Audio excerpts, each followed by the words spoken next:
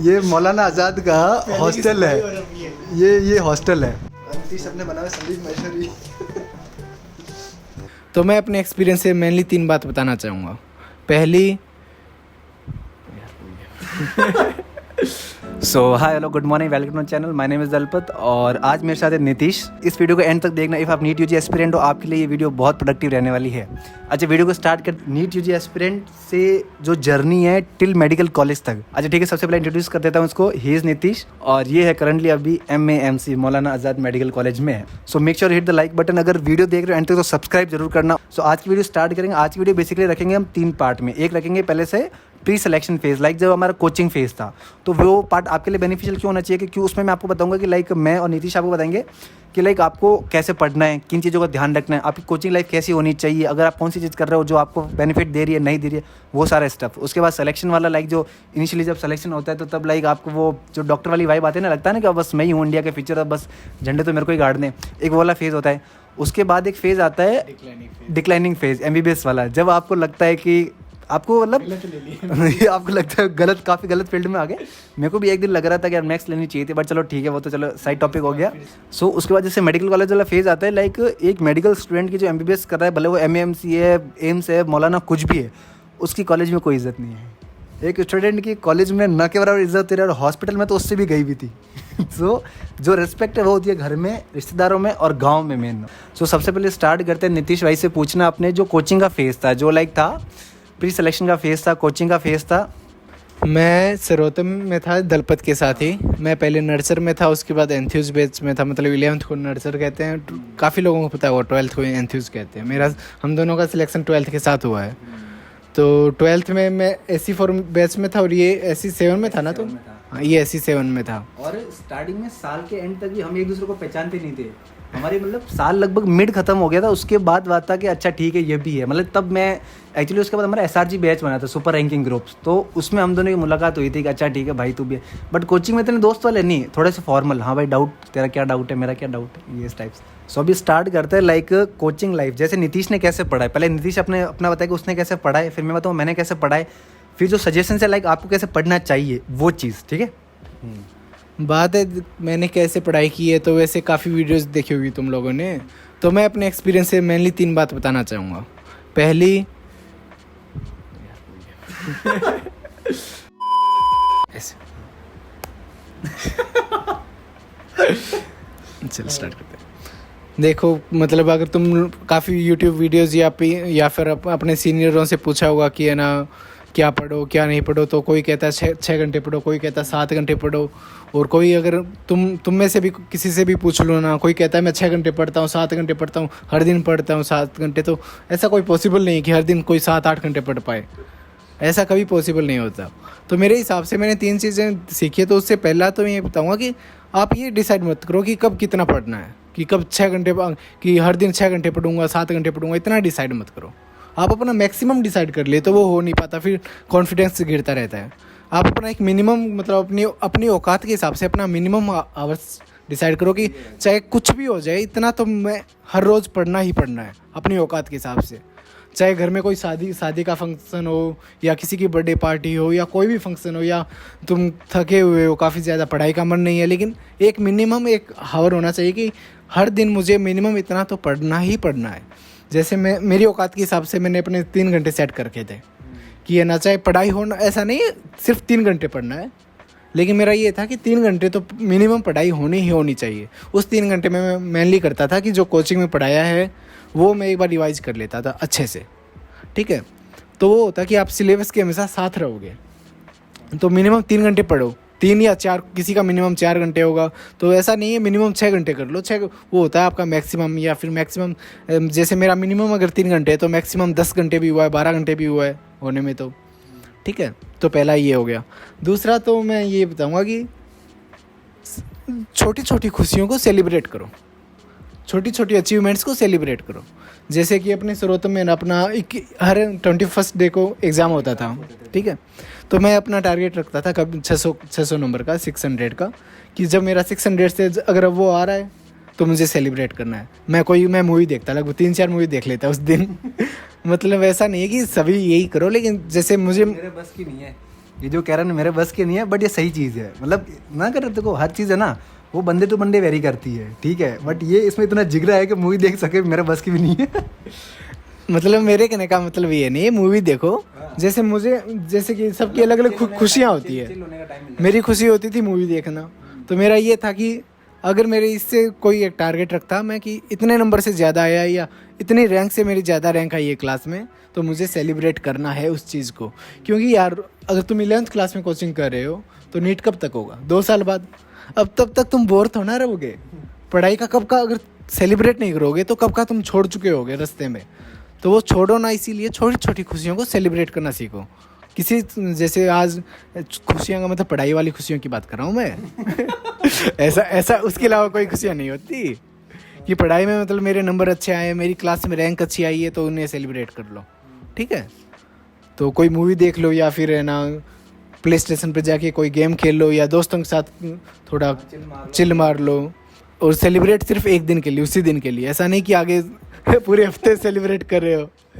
सिर्फ जिस दिन मान ली संडे को एग्ज़ाम है तो संडे के दिन थोड़ा सेलिब्रेट कर लो एग्ज़ाम दे के आके, ठीक है। दूसरी चीज़, तीसरा मैं ये बताऊंगा कि डाउट लोगों का मैंने देखा है कि मैंने मतलब मेरा छोटा भाई भी अभी नीट की तैयारी कर रहा है, उसका देख रहा हूँ, उसको छोटी छोटी चीज़ें डाउट आती है। कोई भी क्वेश्चन उससे हुआ नहीं, उसने 2 मिनट करने की कोशिश की, फिजिक्स का कोई भी क्वेश्चन है नहीं हुआ तो उसने कह दिया ये डाउट है, मार्क किया, सर से पूछ लिया। क्या सीखा तुम लोगों ने उसमें? वही सीखा कि वो क्वेश्चन कैसे होगा, लेकिन वो क्वेश्चन थोड़ा ना आएगा एग्ज़ाम में तो पता नहीं क्या आएगा। तो डाउट पूछो, लेकिन डाउट को डाउट होने से पहले उस डाउट को अपने खुद को सोल्व करना सीखो। जैसे कि मेरा डाउट आता था कि अगर कोई क्वेश्चन आ नहीं रहा ना मुझे, तो मैं उसका पूरा कंसेप्ट समझने की कोशिश करता। जैसे ब्रेक में क्या करना होता है कि ऐसे नहीं कि आप कुछ भी कर रहे हो, जैसे फ़ोन तो बिल्कुल मत चलाना, ठीक है। आप सो सकते हो ब्रेक में, या फिर मैं करता था कि 4-5 दोस्तों के पास चला जाता। मतलब यही थे, पूरा छोटा सा हमारा ग्रुप था, तो हम ऐसे ही मस्ती में क्वेश्चन सॉल्व हो जाते। इससे क्या होता कि जो मेरे अच्छे वाले डाउट है वो उन्हें पता लगते, उनके अच्छे वाले डाउट है वो मुझे पता लगते। मतलब ये हो गया, हम तीनों चारों की मेहनत एक साथ आ गई, ठीक है। तो बस वही ब्रेक का फ़ायदा। और मतलब ब्रेक का जैसे ये था ना, ब्रेक का बहुत सही बेनिफिट है। क्यों, जैसे मैं कोचिंग के टाइम को याद करूँ ना, आपने हमारे पूरे दिन ग्रैंड टेस्ट दे रहे हैं, हमारे वो मतलब एग्जाम्स हो रहे, थ्योरी सब कुछ सही चल रहा है, और पूरे दिन हमें जो डाउट्स आए ना, हमारे एक्चुअली जो कोचिंग में थे, हम सर्वोत्तम में थे, तो हमारे 5 लोग का ग्रुप था। और अब मानोगे नहीं, हम जो 5 लोग थे, हम पाँचों विद 12 थे, लाइक हम 12th में ही थे, और हम 5 का सिलेक्शन विद 12th हो गया। और हम 5 के 5 जो कोचिंग में एक टाइम में पार्किंग एरिया में साइकिल पे बैठे हुए, क्यों कोटा में क्या कल्चर है, आप वो रेंटेड पे साइकिल लेते हो समथिंग, और उसी से कोचिंग जाते हो आते हो। सो वो जो सर्कल 5 लोगों का जो कोटा के सर्वोत्तम के बैकयार्ड में जो पार्किंग एरिया में जो डिस्कस करते हैं, वो 5 के 5 आज मेडिकल कॉलेज में है यूँ। तो ये आपको लाइक बहुत अच्छा फेज़ होता है। और प्रोडक्टिविटी भी आप जैसे सोचोगे तो आप फ्रेंड से जो लाइक डाउट है ना, डाउट प्रीशियस चीज़ है। डाउट आप जब आपको डाउट है ना, आप ये मत सोचो अरे यार डाउट आ गया, ये बहुत प्रीशियस चीज़ है। क्यों, ये ढूंढने के लिए तो आपने इतना पढ़ा है कि अब आपको पता चला ये मेरा सब कुछ आता है, इसमें से ये वाला पॉइंट नहीं आता है। जैसे नीतीश को कोई डाउट आया तो मान के चलो वो डाउट बहुत अच्छा होगा, मेरे को कोई डाउट आया तो वो डाउट बहुत अच्छा होगा। तो अगर हमने डिस्कस किया तो मैं नीतीश की जितना पढ़ूंगा जब जाके मेरे को डाउट आएगा, बट नीतीश ने मेरे को डाउट ही बता दिया, तो मेरे को लगा इसकी जो टफ चीज़ है ऑलरेडी मेरे पास है, तो वो देखने से मेरे को लग गया कि हाँ ठीक है मेरे पास ये ऑलरेडी, तो वो चीज़ मैंने ऑलरेडी सीख ली है, तो इसलिए ये चीज़ बहुत सही रहती है। ये तो डाउट वही है, डाउट कैसे लाना होता है मैंने बता दिया कि डाउट आने से पहले लगभग आधे घंटे के बाद डाउट आना चाहिए कोई भी, मेरे हिसाब से। तो डाउट की महत्वता बढ़ जाती है और लगभग आपके 90% डाउट नहीं रहेंगे, और खुद में कॉन्फिडेंस आएगा कि मैंने डाउट खुद सॉल्व किए हैं। जो मेरे डाउट थे मैं किसी से हेल्प ना लेके खुद किए हैं, और जो अगर सॉल्व नहीं हो रहा ना, वो जब सॉल्व हो जाएगा तो तुम्हें इस बात का कॉन्फिडेंस आएगा कि तुमने इस पे मेहनत तो की थी ना, बस ठीक है। और फिर डिस्कस करोगे फिर डाउट ही नहीं रहेगा कोई। टीचर तो एक लास्ट ऑप्शन होना चाहिए। हाँ, ब्रेक में और क्या करना है कि ब्रेक में ऐसे खाली बैठ जाओ और अपनी स्ट्रेटेजी के बारे में सोचो कि तुम अभी जो पढ़ रहे हो, जो तुमने अभी पढ़ा है, क्या वो प्रोडक्टिव है, क्या तुम इससे अच्छा और कर सकते थे उस वक्त में, क्या तुम उससे ज़्यादा स्पीड रख सकते थे। क्योंकि आप नंबर ऑफ़ आवर्स मत बढ़ाओ, उसमें एफिशिएंसी बढ़ाओ, उसी वक्त में एफिशिएंसी बढ़ाओगे ज़्यादा अच्छा रहेगा। क्योंकि वही नंबर ऑफ़ आवर्स बढ़ाओगे तो दिमाग थक जाएगा यार। दिमाग को थकने से पहले दिमाग में बस भर दो, दिमाग थके उससे पहले इसमें भर दो, ठीक है। दिमाग के साथ खेलो थोड़ा। तो है ना ब्रेक में यही सोचो कि स्ट्रेटेजी और अच्छी करूँगा मैं, ठीक है। और ये थोड़ा रेस्ट कर लो, थोड़ा घर पे बात कर लो, दोस्तों से बात कर लो। दोस्तों से बात करनी है, ऐसा नहीं कि दोस्तों से छोड़ दो, दोस्त अच्छे रखो और उनसे बात करनी है।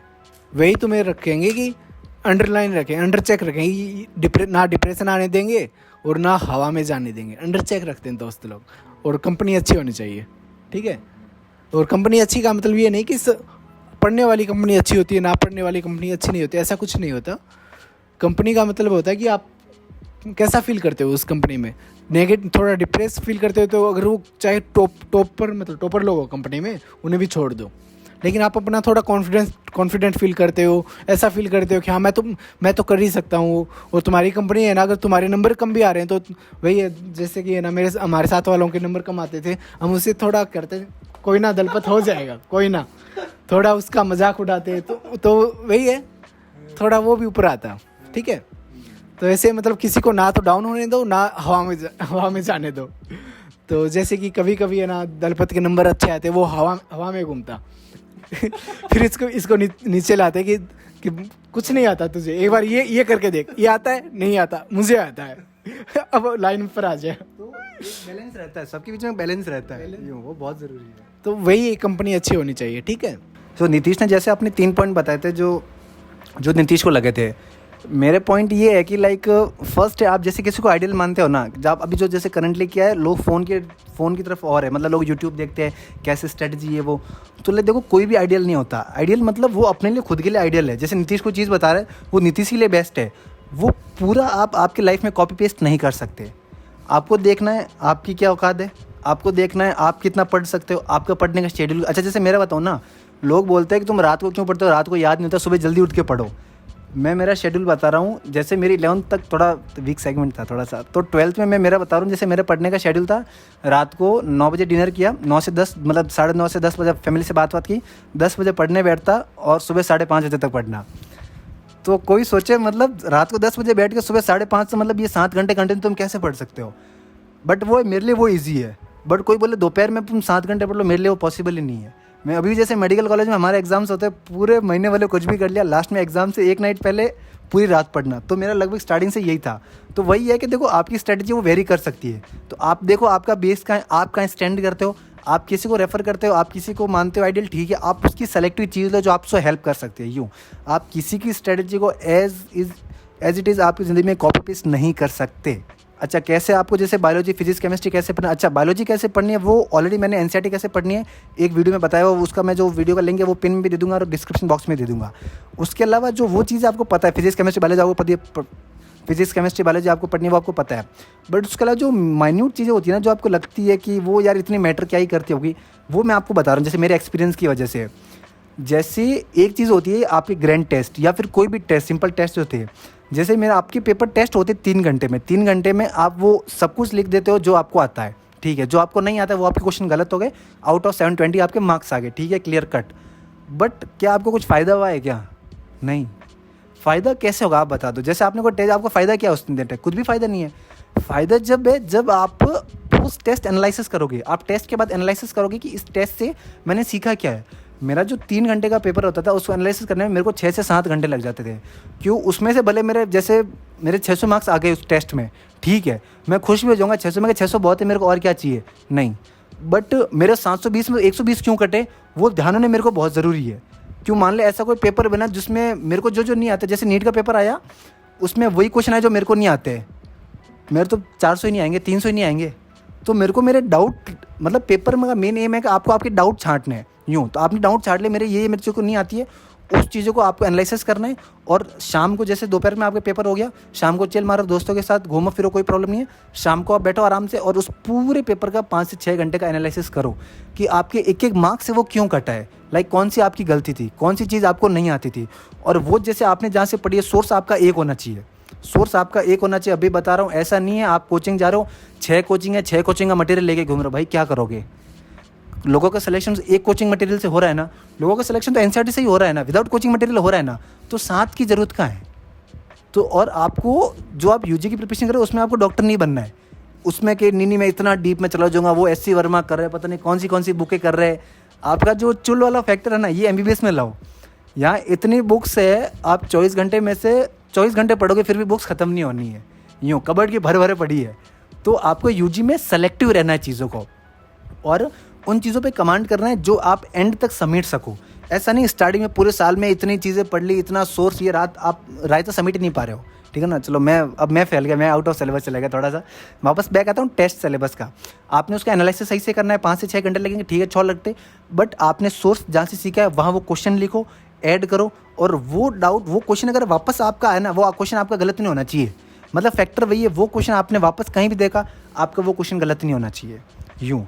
और मैं मतलब पढ़ाई से ज़्यादा क्वेश्चन को मैटर करता हूँ, क्यों, जैसे मेरे हिसाब से जो क्वेश्चन सॉल्विंग चीज़ है ना, जो मैं इंपॉर्टेंस दे रहा हूँ ना क्वेश्चन को, वो एक्चुअली बहुत ज़रूरी है। क्योंकि जैसे मैं एग्जांपल दे रहा हूँ, आप नीट का पेपर दे रहे हो, फिजिक्स में कोई क्वेश्चन आया, वो क्वेश्चन आपने कभी पहले देखा हुआ ही नहीं है, क्वेश्चन नहीं देखा हुआ इन द सेंस उस टाइप का क्वेश्चन नहीं देखा हुआ, तो बहुत ही हाई चांस है कि आप क्वेश्चन को कर ही नहीं पाओगे। आप नीट में वही क्वेश्चन अटेंड कर पाते हो जो आपने पहले देखे हुए होते हैं, लाइक फिजिक्स में, बायोलॉजी में, क्यों, नंबर ऑफ क्वेश्चन लिमिटेड है। तो आप अपनी नंबर ऑफ क्वेश्चंस मतलब इतने ज़्यादा करो कि आप हर चीज़ को पहले ही कवर कर लो। तो आपको नीट में अगर आप ऐसा कोई क्वेश्चन देख रहे हो जो आपने ज़िंदगी में पहली बार देखा है, उस टाइप का कंसेप्ट ही पहली बार देखा है, आप कर ही नहीं पाओगे। नीट में 60 सेकंड में आप फिजिक्स क्वेश्चन में पैनिक इतना हो जाओगे तो सवाल ही नहीं बनता कि आप उस क्वेश्चन को कर सकते हो, ठीक है। तो ठीक है, फटाफट करते हैं। एक तो यही है कि आपका क्वेश्चन प्रैक्टिस अच्छी होनी चाहिए, और जो ग्रैंड टेस्ट होता है आपको उसको कैसे अप्रोच करना है, ठीक है। उसके अलावा बहुत सी चीज़ लगती है कि लाइक सबको तो नहीं लगती है, बट मेरे को तो लगती है बहुत ज़्यादा, वो है फ्रेंड सर्कल। लाइक जैसे ठीक है, मेरे सिलेक्शन का क्रेडिट मैं मेरे टीचर्स को देता हूँ, फैमिलीज को देता हूँ जिसमें को सपोर्ट किया है, बट उनके बराबर, उनके इक्वलेंट क्रेडिट मैं देता हूँ अपने दोस्तों को। क्यों, लाइक जैसे 11th में मैं आया था, जैसे मैं 11th में कोचिंग आया था कोटा में, ये ऑलरेडी 11th में यहीं था, तो इसके कंसेप्ट ऑलरेडी बहुत ज़्यादा स्ट्रॉन्ग थे, और मेरे उतने नहीं थे कंसेप्ट स्ट्रॉन्ग, मेरे को पता थे, बट इन्होंने मेरे को बहुत हेल्प की। और एक मेरे को छोटा डाउट आया तो बहुत कम चांस है कि मैं टीचर के पास जाऊँ, मैं पहले सोच लूँगा यार टीचर मेरे बारे में क्या सोचेगा, वो चीज़ बहुत रहती है अंदर। तो आपका फ्रेंड सर्कल बहुत अच्छा होना चाहिए, बहुत अच्छा। अच्छा, फ्रेंड सर्कल जैसे इसने भी बताया था, फ्रेंड सर्कल अच्छा होना चाहिए आपका, क्यों, जो आपको हेल्प करे, जो आपको ग्रो करने में हेल्प करे। जैसे मैं मेरी केमिस्ट्री बता दूँ, मेरी केमिस्ट्री इतनी अच्छी नहीं थी, टीचर्स मेरे को हर जगह अच्छे मिले केमिस्ट्री के, बट मैं नहीं समझ पाया। टीचर मेरे को जो मिले वो टॉप नॉच थे टीचर। फिजिक्स के भी टॉप, फिजिक्स में समझ पाया था, ठीक है। अच्छा, फिजिक्स मैंने वैसे MR सर से पढ़ी हुई है, जो कि अभी फिजिक्स वाला के बहुत ही लाइक MR स्टार है। तो हम दोनों MR सर के एक्चुअली दोनों रामलाल है, MR सर के रामलाल है हम दोनों। हाँ, तो केमिस्ट्री जैसे थी, मेरे को टीचर मिले थे JC सर, मतलब वो टॉप टीचर्स है, बट उनसे मैं नहीं समझ पा रहा कि उनका लेवल मेरे से शायद ज़्यादा हो रहा था। तो इसलिए मेरे को केमिस्ट्री पढ़ाने में जैसे नीतीश का, हिमांशु का बहुत बड़ा रोल है। जैसे ऑर्गेनिक तो मेरे को और हवा नहीं लगती थी, यहाँ से हाइड्रोजन आया, इसने इसको इलेक्ट्रॉन दे दिया, मैं कहा किसने किसको क्या दे दिया भाई, किसने किसको क्या, ये रुक जा, बैठ आराम से बैठ, समझाता हूँ। तो ये आपको जीरो से समझा सकते हैं ये, तो ये एक्चुअली बहुत ज़रूरी है। उसके अलावा फिजिक्स केमिस्ट्री बायोलॉजी स्पेशली कैसे पढ़ते हैं, बायोलॉजी के लिए मैंने ऑलरेडी वीडियो बना दी है, फिजिक्स केमिस्ट्री का भी बनाऊंगा मैं या नीतीश, कोई बना देगा, आपको इन्फॉर्म कर दे, कोई प्रॉब्लम नहीं है। सो ये तो था प्री कोचिंग का फेज, जब लाइक आपका स्ट्रगल वाला फेज़ होता है। ये अच्छी वीडियो हमने स्क्रिप्टेड नहीं है, ऐसे सोचा नहीं था कि क्या क्या मतलब रैंडम जो हमको लगा वो हमने बताया था। अच्छा ठीक है, इसके बाद आते हैं एक्चुअली सिलेक्शन फेज़ पे। लाइक जब आप नीट का पेपर देते हो, जब आप एग्जामिनेशन हॉल में 3 घंटे बैठे हो, आपको एग्जामिनेशन हॉल में 3 घंटों में मोर और लेस पता चल गया कि आप डॉक्टर बनने वाले हो, और फिर बाहर आके जो आपके पेरेंट्स आपका वेट कर रहे हैं, लाइक ठीक है मेरा बेटा अंदर एग्ज़ाम देने गया है, आपका पेरेंट्स आपका वेट कर रहा है, जब आप फर्स्ट टाइम कोचिंग की आंसर की से आपके जो स्कोर है वो एक्सपेक्ट करते हैं, और फिर जो फेज़ होता है ना, फिर उस फेज़ के बारे में बात करें, लाइक वो फेज़ सबकी लाइफ में बहुत like one of the best phases है। क्यों, मेडिकल कॉलेज में आपकी कुछ खास इज्जत होती नहीं है, आपको लग रहा है इज्जत होगी बट कोई खास इज्जत होती नहीं है, और हॉस्पिटल में उससे भी कम होती है। तो वो जो होता है ना, जब आप लाइक अगर आप गाँव से हो, जैसे मैं हूँ, नीतीश हम गाँव से बिलोंग करते हैं, तो वो है ना, आप गाँव में तो आप वो हो, मतलब कि क्या ही बताऊँ। अब बात सिलेक्शन फेज़ की, तो सिलेक्शन फेज़ में मतलब सबसे ज़्यादा ज़रूरी क्या है सिलेक्शन के लिए? आप 2 साल पढ़े, ठीक है, पढ़ लिए। सिलेक्शन के लिए सबसे ज़्यादा ज़रूरी है 3 घंटे, ठीक है। उस 3 घंटे में वो 180 हमारे टाइम है ना 180 क्वेश्चन आते थे, अभी शायद कुछ चेंज हो गया, अभी चेंज हो गया, अब का पता नहीं, मैं हमारे टाइम की बात कर रहा हूँ। तो मेरे हिसाब से जिसका सिलेक्शन होने के चांसेस है ना, उसे 180 में से 170 क्वेश्चन सबको आते हैं। मेरे हिसाब से 170 क्वेश्चन हर बंदा कर सकता है, चाहे अगर उसने पढ़ी भी है ना, वो अगर फिजिक्स केमिस्ट्री बायो पढ़ी भी है तो उसने 170 क्वेश्चन वो आराम से कर सकता है, अगर वो अपना वो पैनिक ना होए और थोड़ा कॉन्फिडेंस में, अगर वो और कोई सिली मिस्टेक ना करे। कॉन्फिडेंस, लेकिन ओवर कॉन्फिडेंस नहीं, एकदम अंडर चेक रहे कि अगर रहे ना हो 3 घंटे, एकदम माइंड एकदम सही रहे, तो हर बंदा 170 170 के करीब सही कर सकता है। ठीक है। और अभी जो नीट का लेवल आ रहा है उसके हिसाब से तो 175 बोल सकता हूँ आराम से मैं। 175 तो मैं लिख के दे रहा हूँ। हर बंदा, तुम में से हर बंदा घर पे आके वही पेपर सॉल्व करे तो 175 की सही कर दे, ठीक है। अगर विश्वास नहीं होता तो अपने कोई सीनियर से पूछ लेना, जिसका सिलेक्शन नहीं हुआ ना उससे भी पूछ लेना, वो भी 160 के लगभग तो कर ही देगा। घर पे आके अगर पूछोगे कि कितने किए तो 160।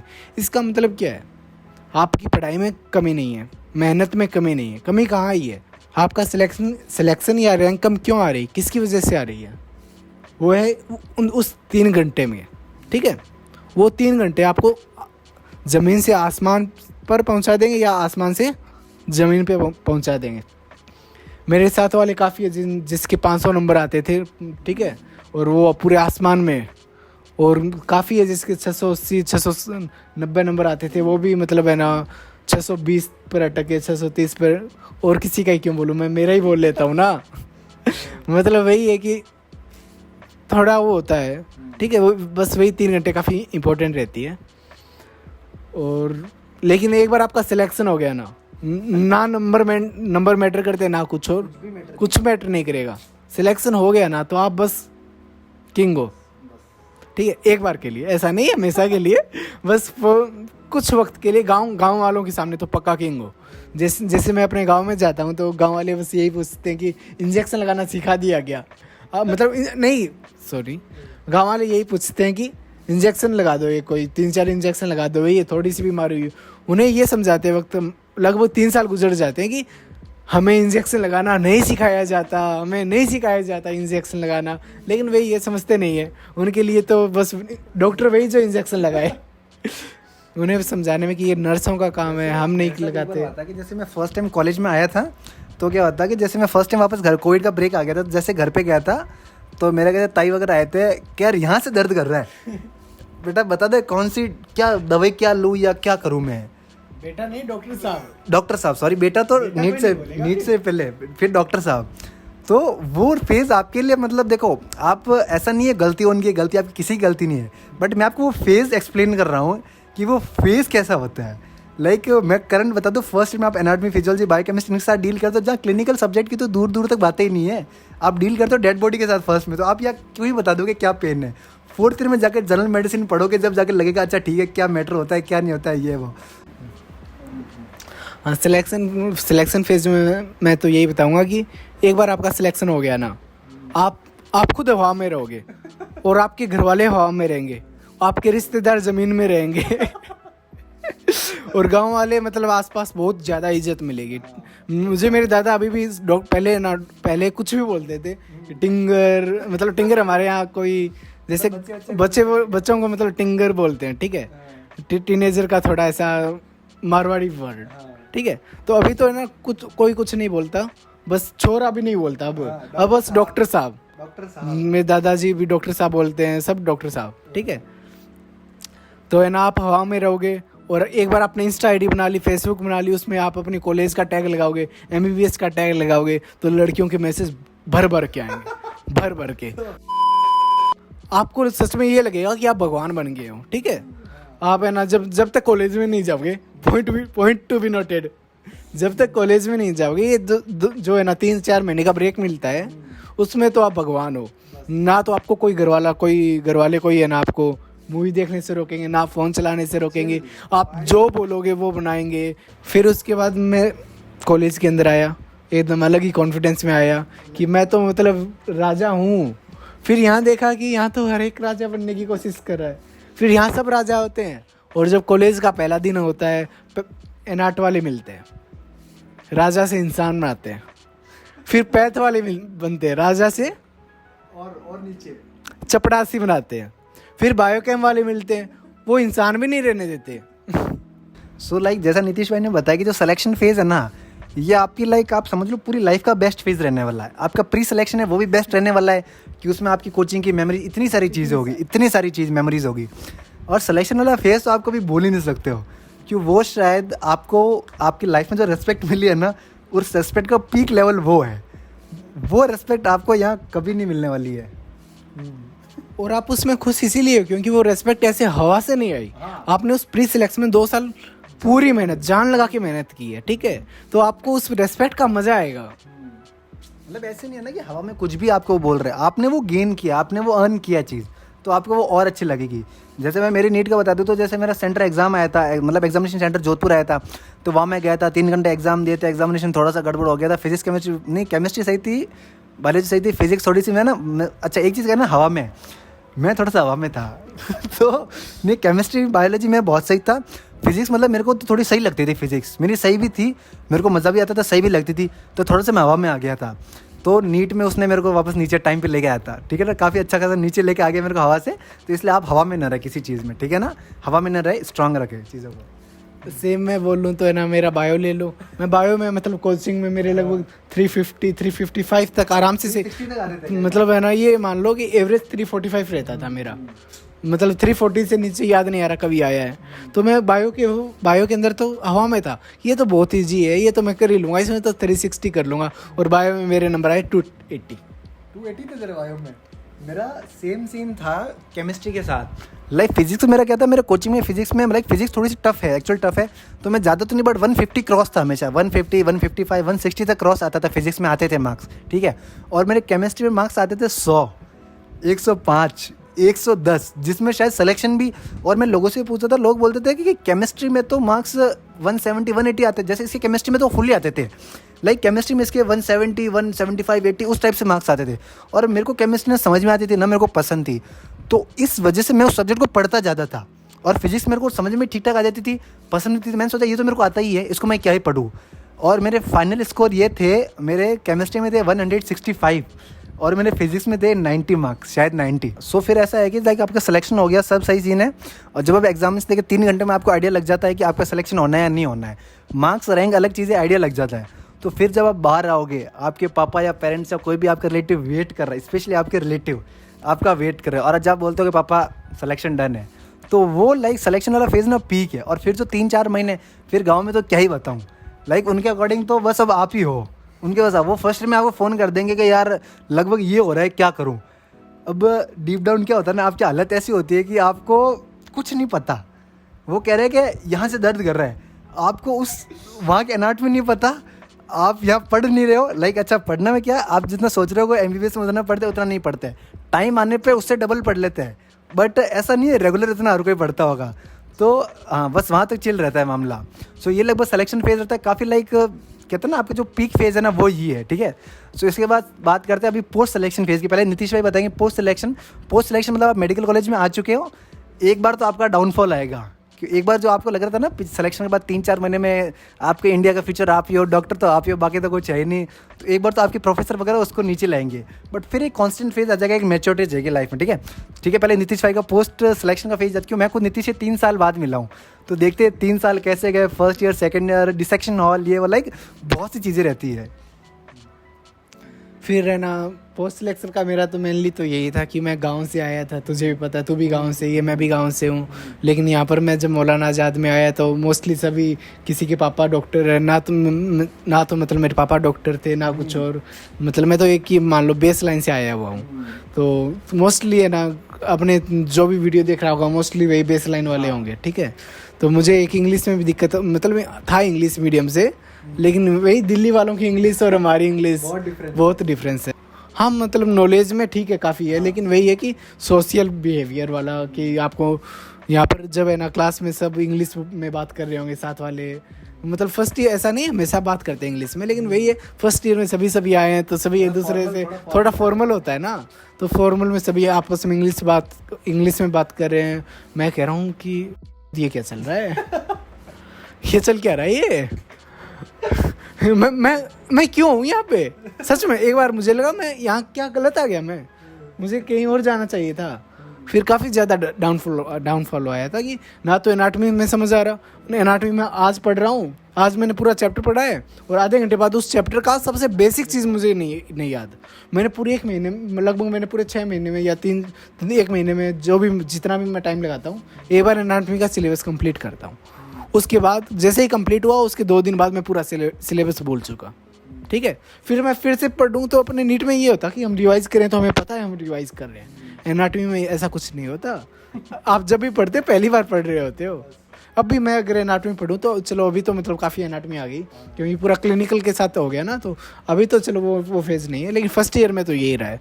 तो काफ़ी ज़्यादा डाउनफॉल आया कि हम यार हमेशा पूरी ज़िंदगी भर पढ़ते ही रहेंगे क्या, मतलब अगर भी 5 साल पढ़ेंगे, फिर 3 साल पीजी में पढ़ेंगे, उसके बाद है ना SR शिफ्ट करेंगे, फिर वही है कि लगभग 10 साल लगातार पढ़ेंगे, फिर शादी हो जाएगी, फिर बच्चों को अब खुद का मस्ती करेंगे, फिर बच्चों का पेट पालेंगे। मतलब काफ़ी ऐसा अगर बैठ कर जब सोचते हो ना तब काफ़ी डिप्रेसिंग फील होता है।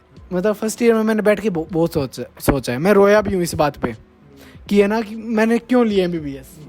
क्या मैं पूरी लगभग 28 या 29 ईयर ओल्ड होऊंगा तब तक तो पढ़ाई करो, उसके बाद घर वाले शादी करवा देंगे, फिर है ना वही है, बीवी आ जाए तो खुश तो और वैसे भी नहीं रह पाते तो मैं मस्ती कब करूँगा, ऐसा काफ़ी लगा है मुझे। ठीक है, फिर उसके बाद है ना मैं फर्स्ट ईयर से पूरा डिप्रेसिंग फेज रहा है, पूरा एकदम। ठीक है, बहुत रोया हूँ, और जब भी जो भी पूछता कि मैं ना कौन सी सब्जेक्ट लूँ, मैं यही बोलता बायो बिल्कुल नहीं। तो अब इसका मतलब ये नहीं कि सारा डिप्रेसिंग रहा, लेकिन अभी जैसे मैं 3rd ईयर में आ गया, ठीक है, तो अब धीरे धीरे फर्स्ट ईयर में तो पूरा सबका यही रहेगा कि मैंने क्यों ली। सेकेंड ईयर में ऑलमोस्ट यही चाहता है कि मैंने क्यों ली, क्योंकि सेकेंड ईयर में मतलब सबका ये नहीं होता, एक हनीमून पीरियड बोलते हैं सेकेंड ईयर को। लेकिन हमारा क्या हुआ कि कोरोना आ गया, हमारा फर्स्ट ईयर काफ़ी लंबा खींच गया, 1.5 साल का हो गया था। सेकेंड ईयर का नॉर्मली 1.5 साल का होता है, लेकिन हमारा 11 महीने का रहा था सेकेंड ईयर। तो 11 सोच लो, 1.5 साल को 11 महीने में कवर करना, तो ये सेकेंड ईयर हमारा पूरा एग्जाम में चला गया। तो सेकेंड ईयर में भी पूरा ये लगता रहा कि मैंने MBBS क्यों ली। तो मैं 3rd ईयर में आ गया, तो धीरे धीरे अभी काफ़ी मैच्योरिटी आ गई, तो अब लग रहा है कि लाइक सिलेक्शन फेज ठीक है, सबका अच्छा खासा चला गया, सब ठीक है। फिर पोस्ट सिलेक्शन यूँ है कि जैसे आप एक बार मेडिकल कॉलेज में आए, एक बार तो आपको लगा कि मैं ही हूँ, ठीक है ना, फिर आपको लगा कि अभी भी भीड़ का हिस्सा हूँ, बट फिर विद टाइम एक कांस्टेंट आ जाता है, मैच्योरिटी आ जाती है। आप मज़े भी करते हो, आप पढ़ाई भी करते हो, सब करते हो, बट फिर वो सस्ते मज़े नहीं होते हैं। और मतलब देखो ज़्यादा मैं बता नहीं सकता कि मतलब आप जैसे सोच रहे हो कि MBBS में मज़े होते होंगे नहीं होते होंगे, लाइक मैं कह रहा हूँ वही होता है तो मैं कह रहा हूँ आपके लाइफ में आपने UG में जितने मज़े किए, लाइक UG से पहले आप प्रिपरेशन में जितने मज़े गए, आपने लाइफ में अपने कितने मज़े किए हैं ना, MBBS में उसकी 10x चीज़ें होती है, 10x। और वो मैं बता रहा हूँ ना, मैं आपको इस वीडियो में बताने वाला हूँ, ना आपको कोई इस वीडियो में बताने वाला है। वो आपको मज़े सिर्फ तब भी फील होंगे जब आप खुद मेडिकल कॉलेज में आओगे, ठीक है। सो यही था मेडिकल कॉलेज में आने का मोटिवेशन। लाइक ये मज़ा है ना, ये आप UG में आपने आपने जब कोटा में प्रिपरेशन की थी, आपने कि चलो कहीं भी आपने प्रिपरेशन की तो लोग मज़े वहीं भी करते हैं, बट वो सस्ते मज़े हैं, वो टेम्प्रेरी मज़े हैं, वो मज़े नहीं है। बट आप जब मेडिकल कॉलेज में आप मज़े करते हो ना, उन मज़ों का भी क्लास है ना, मतलब आप अब बहुत मज़े करते हो, मैं आपको बता नहीं सकता। तो ये नहीं कह सकता कि ये क्यों कर रहे हो। हाँ, लाइक आप कर रहे हो तो आपको वो नहीं कह सकते तो भाई तुम क्या कर रहे हो, नहीं यार मेहनत करिए, एक चीज़ एक बिल्ड करके रखी हुई है। मेहनत अभी भी कर रहे हैं, मेहनत तब भी करी थी, अभी भी बिल्ड कर रहे हैं, पहले भी किया था, और उसके साथ मज़े कर रहे हैं, ठीक है। सो चलो ठीक है, इसी के साथ करते हैं वीडियो को एंड। और लाइक वीडियो का मेन मोटिव यही था कि लाइक आपको मैं मेरी जर्नी बता सकूँ, नीतीश भाई की जर्नी बता सकूँ, और लाइक चीज़ों को कैसे बिल्ड करना है, आपकी पोस्ट सिलेक्शन का फेज़ कैसा होता है, लाइक आपका पोस्ट सिलेक्शन का फेज़ कैसा होता है। और इफ़ हो सके तो आप अपनी UG में जब प्रिपरेशन कर रहे हो ना, किसी मेडिकल कॉलेज वाले से मिलो, या फिर कोई मेडिकल कॉलेज आप टूर करा, आप विजिट करके आओ, तभी आपको लगे कि इसके आगे की लाइफ का आती है, तो वो आपका एक मेन मोटिवेशन होगा, ठीक है। तो चलो ठीक है, इसके साथ वीडियो को एंड करते हैं। If you like the video, so if you like the video make sure hit the like, so if you like the video make sure hit the like, so if you like the video make sure you hit the if you like the video make sure you hit the subscribe button. और इसके जैसे अगर और भी videos चाहिए, like आपको कैसे चीज़ें बिल्ड करनी है, कैसे स्ट्रॉन्ग करनी है, और जो MBBS के लाइफ के मज़े जो मैं हमेशा दिखाता रहता हूँ आपको मेरे चैनल पे, तो चैनल को सब्सक्राइब जरूर करें। Okay, tata, good bye. So ठीक है, आज की वीडियो पूरी शूट कर लिया। लाइक मैंने ना आपको कोशिश की है कि सही चीज़ बता सकूँ। मैंने कहा ना मज़े वाली चीज़ मैं आपको बता नहीं सकता हूँ, कि आपको लगता होगा चीज़ें बहुत फॉर्मल होती है, लाइक कैसे रहते होंगे, ये मैं बताऊँ कैसे रहते हैं। ये देख लो एक बार ये मौलाना आज़ाद का हॉस्टल है, ये हॉस्टल है, यूँ मतलब आप देख लो। ये वीडियो शूट चल रही थी यहाँ, ये अपने नीतीश भाई, मतलब थोड़ा सा फॉर्मल हो गया था, मैंने कोशिश की थी फॉर्मल नहीं कहूँ, स्टिल चीज़ें थोड़ी सी फॉर्मल हो गई, चलो कोई बात नहीं। और मैं मेरा हॉस्टल बता नहीं सकता, वो इससे 10 गुना खराब है। चलो ठीक है, इसके साथ करते हैं वीडियो को end. Okay, tata, good bye.